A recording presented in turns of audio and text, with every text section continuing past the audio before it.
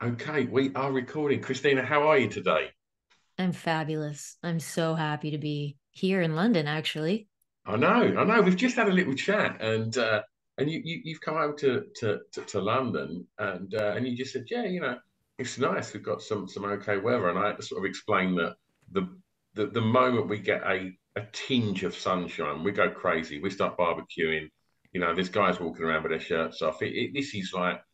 This is about as hot as it gets in the UK. So you've lucked right out. You're going to catch London at its prime. Yeah, it's been really wonderful. I'm just glad it's not raining because that's what we all hear when we go over to the UK. Okay, bring your rain jacket, bring your umbrella. I did not, so I've been really lucky. That being said, we did go to Greenwich and it did rain. And I've been told that no matter what, if you go there, it's going to rain. Yeah, So, and I it mean, did. you can pretty much apply that to just the UK in general. But yeah, wonderful. Well, look, um, let's just jump straight in, and we always kick things off with asking about what you regard, Christina, to be the song with the greatest ever intro, please. So for me, the greatest intro starts with just an incredible, iconic voice and only the voice. And so I picked Whitney Houston's version of I Will Always Love You. Yeah. And I mean, for me, I'm attracted to the power iconic singers Whitney Houston, um, Roy Orbison, and, singers like that in that department.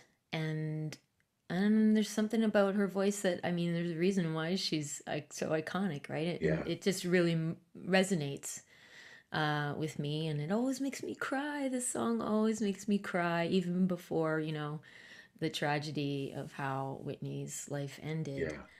Yeah. Such a beautiful, beautiful song. Yeah. Oh, it's perfect. And it's so strange because like I grew up like listening like my grandparents, my parents listened to Dolly Parton records, and I grew up listening to so many, and it felt that "I Will Always Love You" wasn't one of Dolly's big tunes, and it was only Yeah. in retrospect on the kind of enormity of the success of Whitney Houston's version, and obviously to soundtrack the Bodyguard movie as well. When you've got arguably the most famous singer in the world makes a movie with arguably one of the most biggest actors in the world at that point as well. That's a powerful sort of combination that gets thrown out to the world, and her version of that record. I mean, as much as I love Dolly, Whitney made that something very very special, and Yeah. Isn't just that go on. Sorry. No, I totally interjected, but isn't that interesting how you've got this great song by another iconic singer that never made it big, but then like the right time, the right emotion behind it, the right arrangement, production, like it really does matter. These things matter, and who would have like that nobody could have guaranteed that that would have been this as massive a hit as it was. Yeah. Um, so yeah, it was interesting. Perfect, the perfect storm, Absolutely. I mean, Whitney Houston could sing nursery rhymes and sell a billion copies because probably. that Yeah. that vocal is ridiculous. And I went to the cinema a little while ago to watch the recent Whitney movie, and you see what the press report upon her, on the sort of decline of her life, and it was really harrowing. And when you see so much of the early stuff, and you watch these documentaries and these films about her, like the pure talent is just ridiculous, Yeah. and just that voice, it absolutely sees. And to bring it back to that tune as well, I think the video is it was so cleverly done that obviously it was there to promo the film as well, but just that scene before the last chorus where she opens her eyes and then Mm-hmm. bang it drops, and Boom. just it's huge. And Yeah. I mean, it didn't get any bigger than Whitney Houston at that point. If you listen to "I Have Nothing" and "Run to You" off of the Bodyguard soundtrack, they're like huge, huge, epic songs, aren't they? I And do love them. Yeah. not many people can. Well, you see it so often when people try and cover them records. It's like, good luck with that. You know, you Yeah. can have your own interpretation, but don't try and go that big because you won't ever nail it the way that Whitney Houston nails big. Do you know what I mean? Yeah, why bother? You know, like Yeah. I would, I certainly, I mean, I don't think I could pull it off, but I would never touch it. Like, never. You'd have to like I mean, maybe this is why if you take a song like that, it might be cool to try and totally make it something other than it Yeah. was. Yeah. But to try to, I'm not good at that when I if I do a cover, I don't do a lot of covers, but you know, because I'm imitating off of I fell in love with the original. That's what resonates. So like, you know, I just hope that my voice is just different enough that it doesn't sound like I'm completely copying it, and that Absolutely. singing it in your own voice is enough of a change for people, Yeah. you know. Or but yeah, you're right. You know what, listeners, don't even bother trying to Leave it. cover this song. All right. Okay, well, I'm going to take you back and I'm going to ask you, please, for track two, Christina, to tell me about the first song that you remember hearing that had an emotional impact on you, please. Sure thing. These are great, you know, memory triggers for me. I hadn't thought about this song for a long time, but Vincent by Don McLean. And I remember my childhood bedroom. I had like pink walls and just wall to wall stuffed animals. And I had a cassette tape recorder. And I would wait in my room. I listened to the radio and I'd hit record, play and record on my cassette tape recorder. Boombox? I don't even know I can't remember what we called them.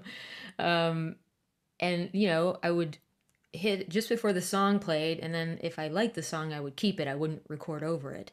And one of the songs that played on the radio at that time would have been like, I'd say the early 80s to mid 80s. I don't know when this song came out, but was Vincent. And it really resonated with me. I'm going to say that resonated, this song, all these songs today resonated with me, but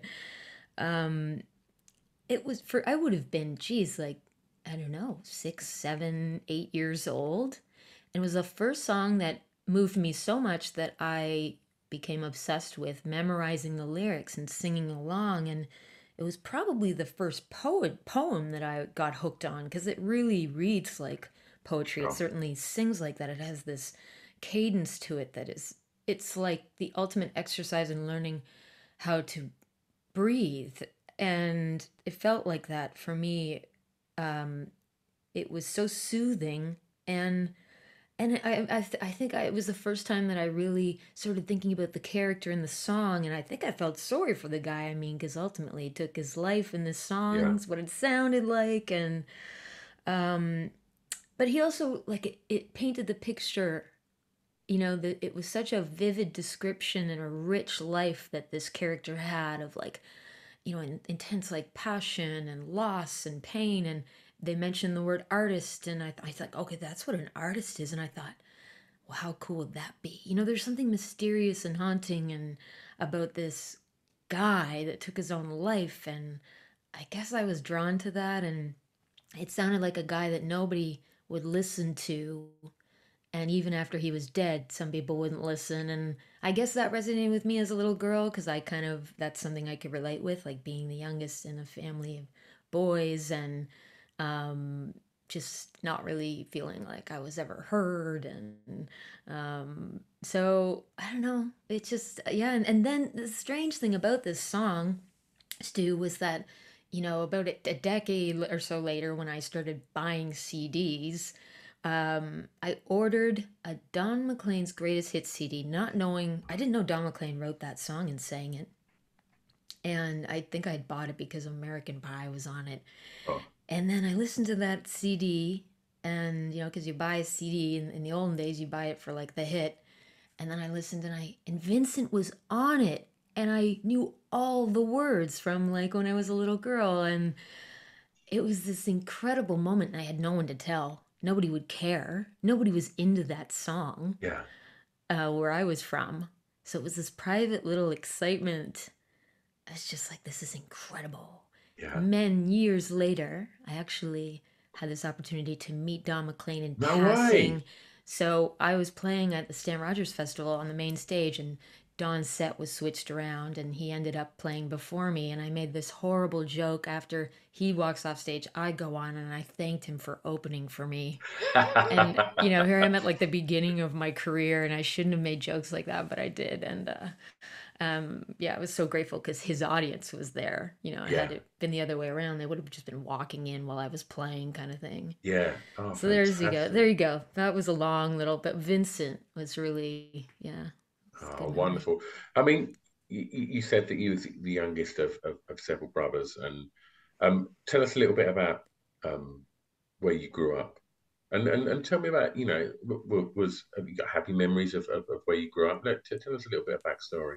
Sure, yeah. I grew up, so I was born in Florida actually, and my parents were living down there with my two brothers, Alex and Stefan. And I have other siblings from my dad's first marriage, but I didn't meet them until after my dad died. And I grew up, we moved back to Canada. So I grew up in New Brunswick.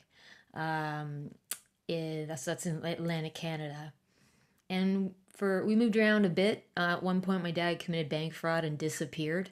But for like a good 10 years, we had this real stable, idyllic life living in a place called Fredericton, New Brunswick, a lovely town, um, conservative town, university town, and we owned our own home. And I do have very good memories. A lot of like birthday parties in the backyard and barbecues, and my dad and my mom were both obviously at that time we all lived together and we played a lot. My parents put my brother Alex and I into piano lessons and encouraged us to do art and we it just seemed like a kind of a somewhat of a perfect life.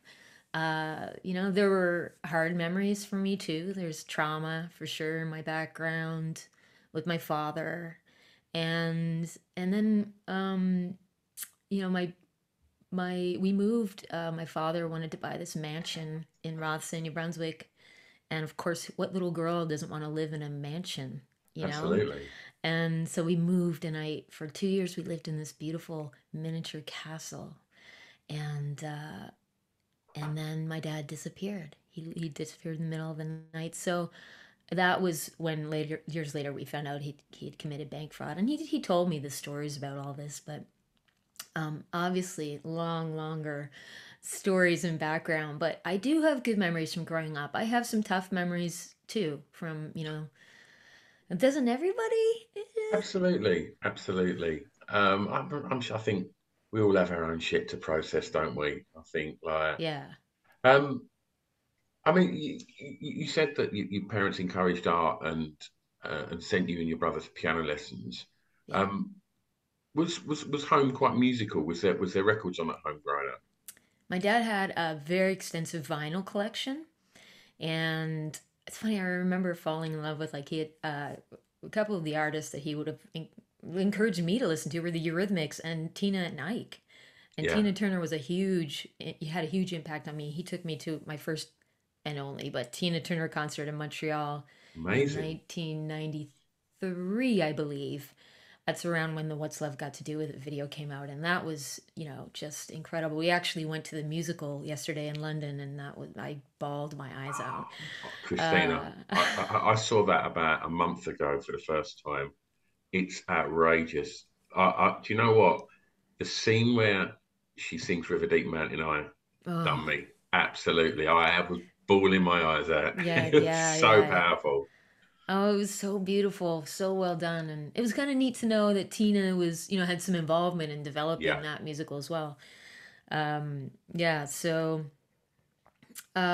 I mean, they're my two parent, very powerful women, aren't they, that you've just referenced there, as a young girl, to have them kind of figures in your life, that you was listening to and seeing, like Tina Turner and Annie Lennox. Annie They're two Lennox. very, very, you know, Oh, powerful, sort of trailblazing women in music.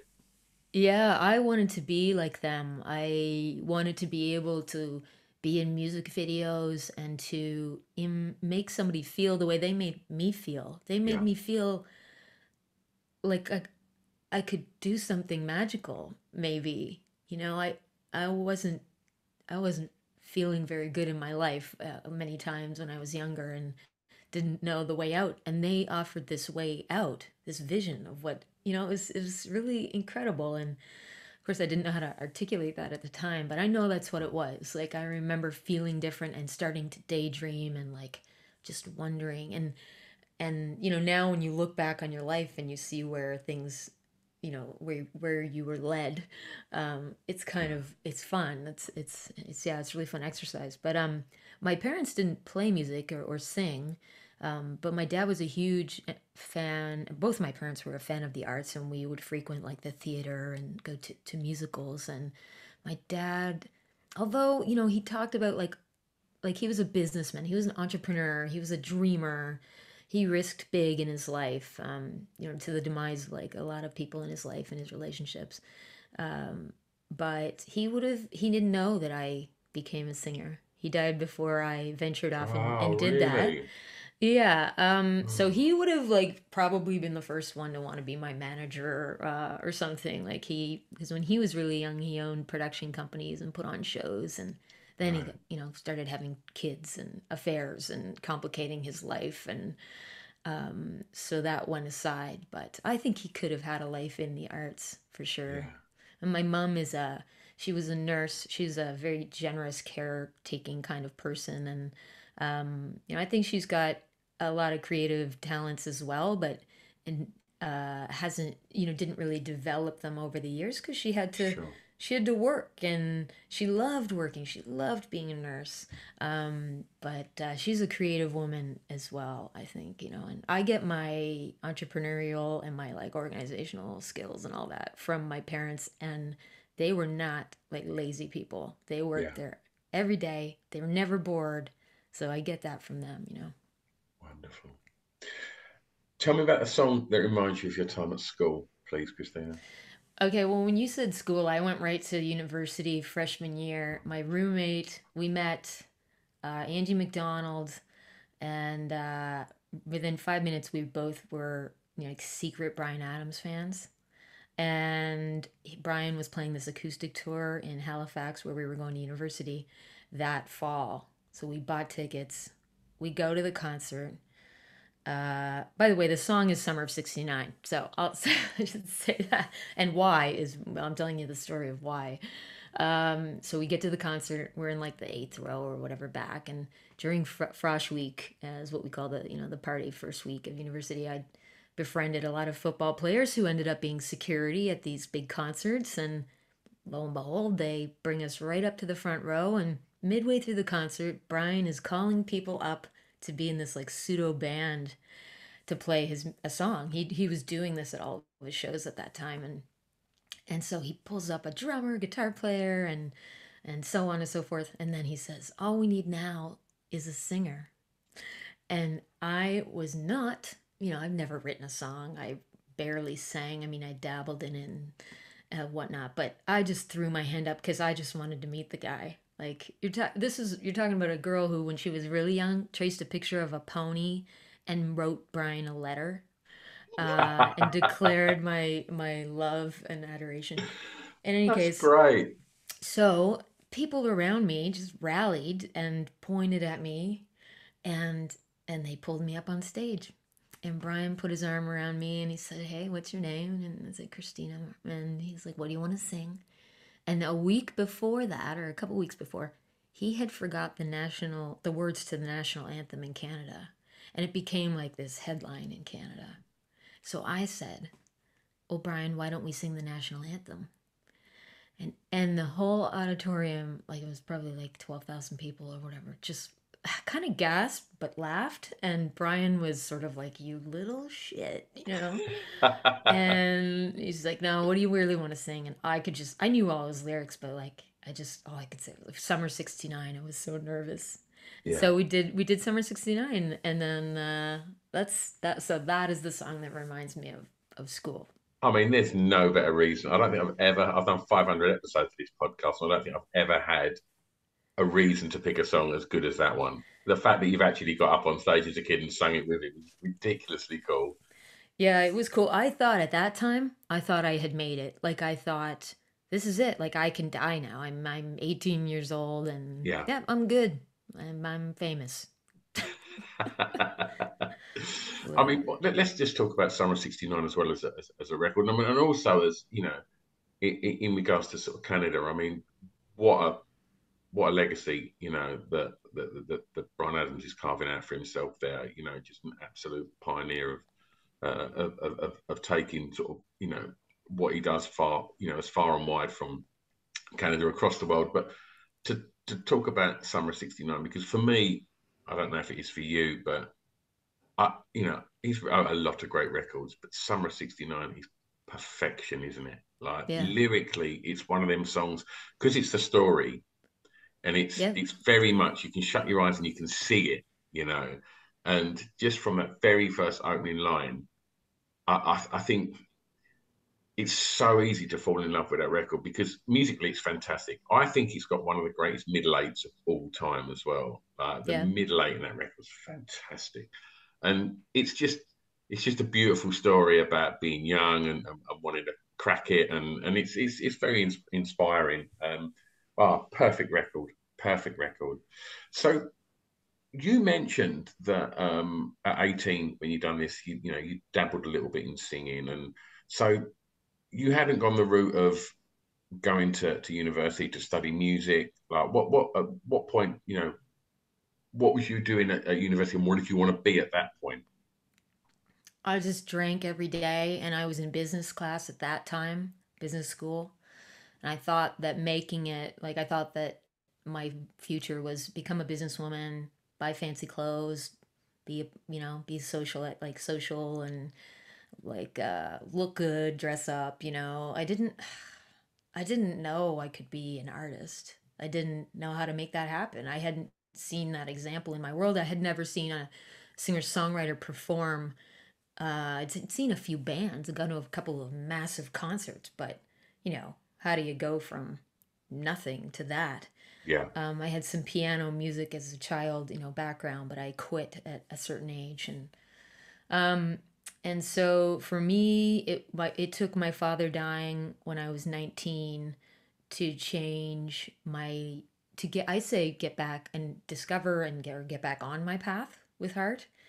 Um, and when he died, I mean, I became quite depressed, and it was just, yeah, it's just a really hard time, and I quit drinking. I became sober. I started reading different books, like, oh my goodness, the teachings of Don Juan, um, and just started, thinking about how to take care of myself. And was the drinking I, becoming a problem then? yeah, it was because I was still drinking quite a bit at university almost every day, and I didn't care anymore. But I went from a straight A student to, like, I was failing my courses and wanting to, like, Wow. cheat on my tests, and I just wasn't myself, and I didn't see the point of much, and was really sad, and I cried a lot, and definitely depression, right?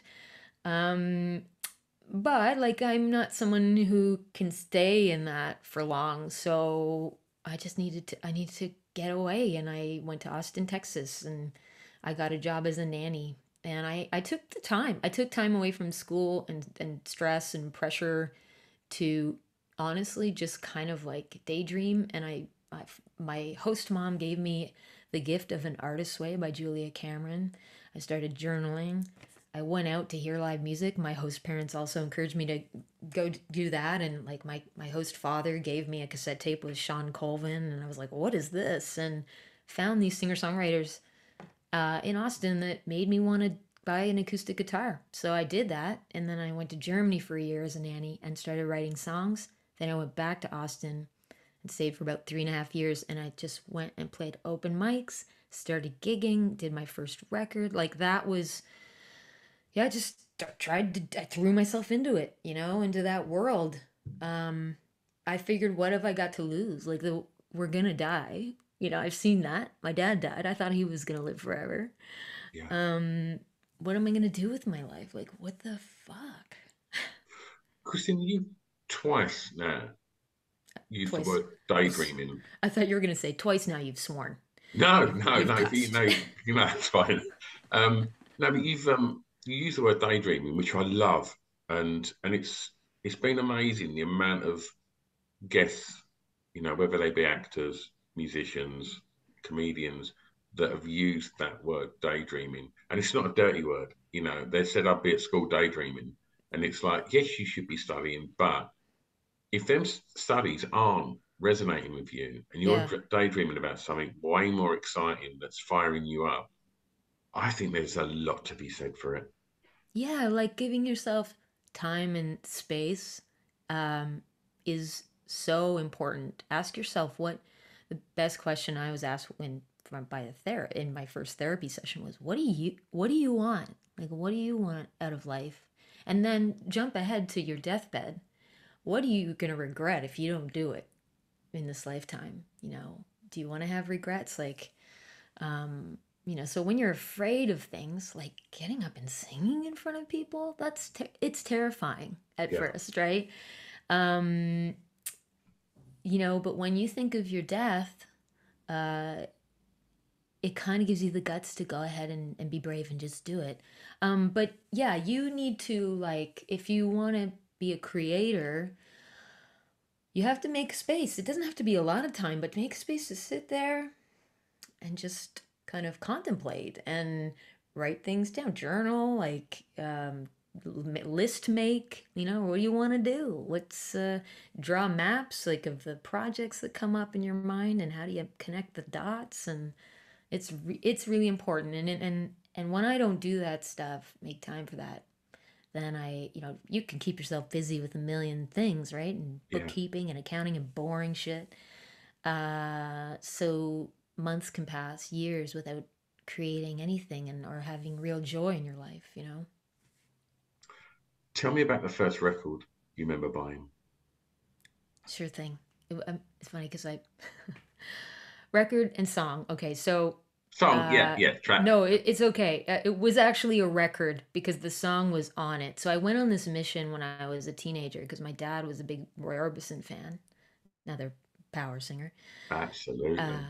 I just and I loved Roy Orbison. My dad would walk around the house often just singing Blue Bayou, and I remember driving trips down to Florida with my family and hearing Roy on the radio, or maybe it was a cassette tape that we put in. And yeah, so it's very nostalgic for me. But anyway, it was my dad's birthday, and it's so hard to shop for your parents, Right. especially your father. And I didn't know if he had this record. I don't think he did, but this song Blue Bayou. And so I went to my local mall in Grand Falls, New Brunswick, which is where my mom, my brother Alex, and I moved after my father disappeared. Um, and I went to the mall. At that time, you could smoke in the mall, so it had that terrible, nauseating smell in it. Um, and I went to the record store, and I was so embarrassed to ask if they had any Roy Orbison because the guy was like, "That is he thought that was lame, like that I was asking for Roy Orbison." So I had to order this greatest hits Roy Orbison cassette tape, and Blue Bayou was on that. And then I gave that to my dad because we would visit my dad in the summers in secret. And so I had to plan the order of this Roy Orbison album for months, Yeah. and I was so excited to give it to him. You know, my dad was a good gift giver, and so I put a lot of thought into that because I knew he would like it. It's so weird that relationship that people have with the guy in the record store because you do feel judged, don't you? It's Yeah, ridiculous. It's that high fidelity thing where you just think, "Oh, I've got to be cool," because you build up this kind of thing that the guy in the record store is the the wizard of music that knows everything and he's there to judge you it's so weird. I think as you get older, obviously you just think, well, I like what I like, so fuck what that who guy cares? thinks. Do you Yeah, know what I yeah. mean? Yeah, absolutely. It's probably easier now too to like, or whatever you want. People are not as judgmental. But back Yeah, then, like Roy wasn't cool at yeah. that time, and yeah, I'd never been into a record store. I think that was my first time, to be honest. Yeah. How important did the record store become for you as you got older? You know, and to this day, like if you're touring and you get to a town and there's a record store, will you still go in there? Oh boy. Well, I don't usually have a lot of time to do things when I'm on tour because I'm working all the time and like usually tour managing myself and whatnot. Yeah, But I mean, in the past and early on, I would play record stores and do, do those for promotional reasons. And like it was just, it felt cool to be in a room with all the vinyl yeah, again, because there was a absolutely. period where vinyl was kind of going out and Yeah, now there's a revival, which is so great. And but I'm not someone who at some point in my life I don't. My dad was a collector. He sold stamps for a living, and he was a bit of a hoarder, sort of. And I'm not someone who collects. We do have a vinyl collection, but it's not massive, yeah, and so I don't go and shop for these things. Like I actually, I hate to say it, but I actually do turn to my playlist, my Spotify playlist when I listen yeah. to Of music. course. I just don't like, having CDs around, but sure, I sure do love selling them, Yeah. and vinyl as well. Um, yeah, but I mean, I'm someone who would have, like when I was younger and actually took time to listen to records, I would sit down, read the lyrics. I'd want the lyrics from the Yeah. artwork and buy. And but I usually did that at home in private. You kind of go to the record store and buy a bunch of stuff and take your chances and go home and then obsess over it all and take time with it. But yeah. Absolutely. Absolutely. Let's talk about clubbing and for this track, tell me the song that soundtracked your time doing that. All right. When you said clubbing, you meant like dance club. Well, no, Or what because did you mean? Yeah. I do, I guess, but it's a misconception because I speak to so many kind of, um, I guess, guitar music, rock bands and musicians that are more based around, guitar based drums. Um, I have to sort of always add to this question that look, this can be your local dive bar, this can be your local rock club, Oh, this can be, a local folk club. It's not got to be gotcha. this sort of techno haven of guys with glow sticks and just raving hard. Like so, it can be just them places in your sort of formative years where you would go out week in week out and hear music and dance. Okay. So for me, again, this right away triggered an electronic song. Because clubbing to me is like dance, electronic music. And there was a Sure. period of my life, like I do love to dance and I love like house music.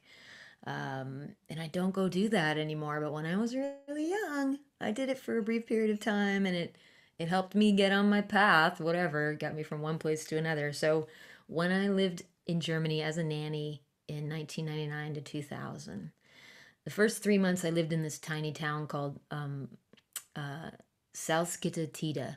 It's near Wolfenbüttel where they make Jägermeister. Right. And outside this town, this larger city called Braunschweig, which is Brunswick in English. And first 3 months there as a nanny, I didn't know any German. I was learning it from the kids and my host mom. I didn't have any friends.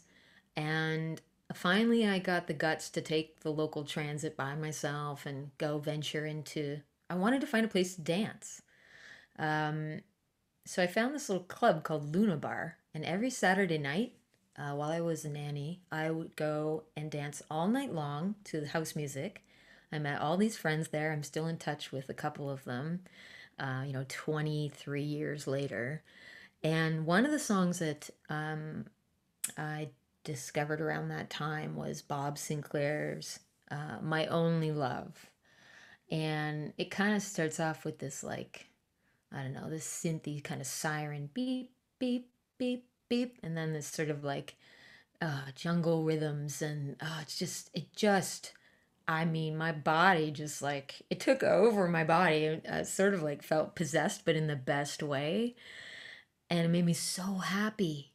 And I remember somehow getting a recording of it, and then it would be on my jogging Yeah. playlist, and that song still makes me really, really happy, and it reminds me of that time, that clubbing time, when I would just go out by myself all night and dance, and I loved it. I could leave whenever I wanted.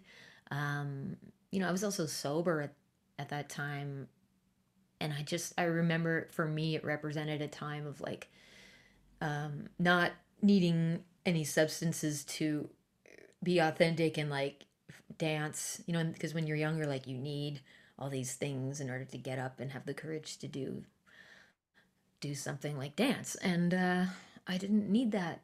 I found a way to tap into something bigger. It was with music, It was cool. Christine, so much of what you said about your journey at this point, to move in to different places and to go to Germany and what sounds like, initially, quite isolated because you didn't speak the language and you was relying on the people that you live with. Where where does this confidence come from? Because that, I mean, for most people, like, the thought of getting on stage would terrify most people. But even like, the same can be applied to moving to a strange country on your own, to going clubbing on your own. Tell me about your relationship with confidence. Oh, well, it's a good question because I think in my mind, sometimes I'm more confident and I have like a vision for, like, you could see yourself doing something, you get excited. But then, I mean, I still grapple with like real insecurity, feeling of unworthiness. So it's this ongoing battle, like this dichotomy of like, yeah, I could do that. That would be fun. That would be great. What an adventure. I want to live life. And then the other side of it, the dark side, the voice in your brain that's like, you fool, you have to be responsible and, you know, play it safe. And safety is really important to me, to feel safe and secure, so that I can not feel the dreaded stress that creates so many like just psychosomatic symptoms and Sure. pain and all that. But I think it was just this stronger desire to want to have a life, like live the fullest life that I could back then. I think have my when my father, died too, that yeah, that kind of all the things I would have really been afraid of. I I don't know, I guess maybe there was a numbness too at the time that I just didn't care anymore about Of a course. lot of things. So I was like, I'm just going to do this. What have I Yeah. got to lose? That kept coming up. And Yeah. I really want to do this. And then good things would result. Like any time in my life, even when I was younger, anytime I would be brave and do something, even if, it was embarrassing or something, like there was usually somebody I met or an experience I had that was so joyful and confirming that I had done the right thing that made me want to do it again. Yeah. And, staying home and doing nothing, like nothing happens. Yeah. So Absolutely. I guess I don't know if that answers your question, but Completely. okay. Completely. Okay, so I'm going to take you home. I'm interested to know where home is because you're a bit of a nomad. So for track six, a favourite song from an artist from your home county, please. Yeah, sure. Okay, so I mean, my home now, I call it Nova Scotia for Right. sure. I've been there since 2004. I moved back, so really almost 20 years. Sure. And one of my favorite artists, who had a huge impact on my career, the fact that I'm still a singer songwriter, is a guy named Matt Mays. And he's a Canadian singer songwriter. He's from Dartmouth, Nova Scotia. And the song I picked is called On the Hood. And I've had the, you know, pleasure of being at many of his concerts where this song is played. And it's an instant fan favorite connection. And I think, so first of all, if you're a fan of like Tom Petty and the Heartbreakers or like Neil Young, Matt's sort of uh, reminiscent of that, certainly inspired by that, but like he's got his own unique voice um, and he's a fantastic singer songwriter. And yeah, that song reminds me of like being young and kind of having this rebellious attitude, like I'm gonna do what I want to do because it's the right thing Sure. to do, not because Matt's somebody who's had a lot of people around him probably encouraging him to do X, Y, and Z with his music career. And I really respect that his focus is the artistry and following what the song needs and wants, and not writing a going out like not just going out to write hits for the sake of writing hits. So yeah, I really respect that. And in this song on the hood, I mean, yeah, being it reminds me of being young and having this rebellious attitude, but also like it reminds me of being living by the ocean. And when you live by the ocean and you live in Nova Scotia or Atlantic Canada, like it's hard not to want to come back there Yeah. and live there, which is what I did. And it's just I have fond memories of just him inviting me up on stage and performing for his audiences early in my career, and seeing the audience respond to this song and sing along, and how it means so much to so many folks in Canada. They just love it so much. It brings a lot of joy to people. It's got such a great groove, like that sort of Heartbreakers, Neil Young vibe. So yeah. Great choice. Great choice. Um, we spoke about confidence a moment ago, and to to have had the career that you've had in such a tough industry to maintain a career in the music industry. It's such a cutthroat business, and to to to to sustain a career is fantastic. So confidence aside, talk to me a little bit about drive and how driven you are. Sometimes I'm not. Like I'm sometimes like in recent years I feel that's the burnout talking. Yeah, I think a lot of people are feeling that burnout, and that I've had to check myself and shut off my devices and fight to keep my time, for myself. And so my drive is right now, I mean, I'm a little concerned about it because, as you said, it's hard to maintain a momentum. And I'm still figuring that out. Maybe this is just a certain time in my career, like, but and sure. I, I'm also you asked this question in the middle of an. I'm just about to put out a new album, and I've been just doing so much to get ready for that, probably more than I've ever done for any other album. And we're talking. I mean, I'm at a level that I'm at, like the majority of singer songwriters out there. I'm not like this mega celebrity or anything like that. So yeah, it's a hard go. I think what keeps me holding on is that love for, like, why do I do this? Why do I do this? And I think it's about exercising my creative freedom and my voice, because I've thought a lot about this over the years.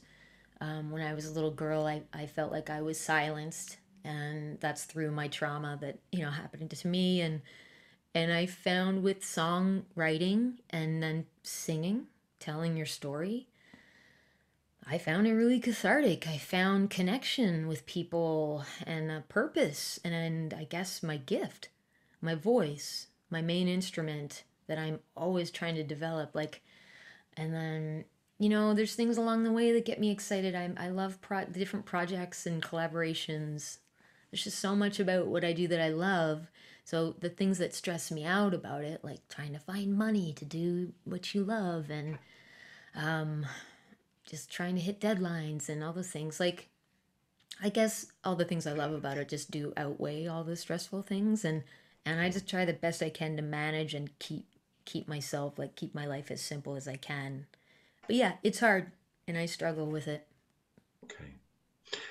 So for this last track, you get to be a tastemaker and turn someone onto something new. And for that question, it is a song that you think many people may not know that you would like them to hear, please.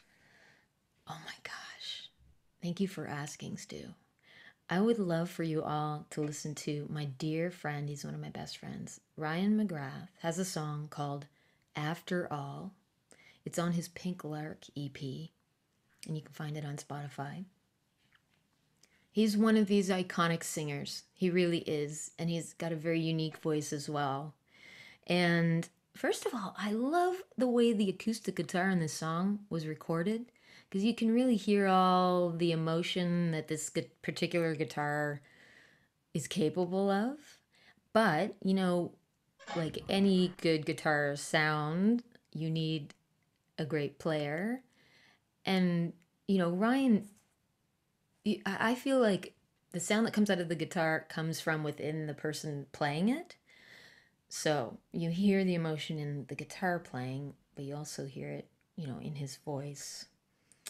Um, and it's a song that I think we can all relate to if you're someone who's ever been in a relationship. It's hard not to lose your way. Like, how do you stay in a relationship and find a sense of wholeness with another person, like without completely like, just doing everything for everyone else in your life? Like, how do you go, wait a second, what do I want? And how can I do this within the relationship and feel whole and be happy? And like it can be really hard. Yeah. Even in the happiest of relationships, how do you not lose yourself? And so, it's a beautiful song. It makes me cry. It's actually, you're gonna think I'm weird, but it's on my running playlist, even Right. though it's not like a dance Yeah. upbeat, tune. So But people regularly just see you jogging through Canada, crying your eyes I'm out. bawling. I'm bawling when I run because I'm listening to like "I Will Always Love You," Whitney Houston, "After All" by Ryan McGrath. There's so many beautiful songs and musicians out there that I'm glad you asked because they don't necessarily get to be heard with all the stuff that's out there now and all the noise, and then people have big machines behind them pushing their music, and a lot of us don't.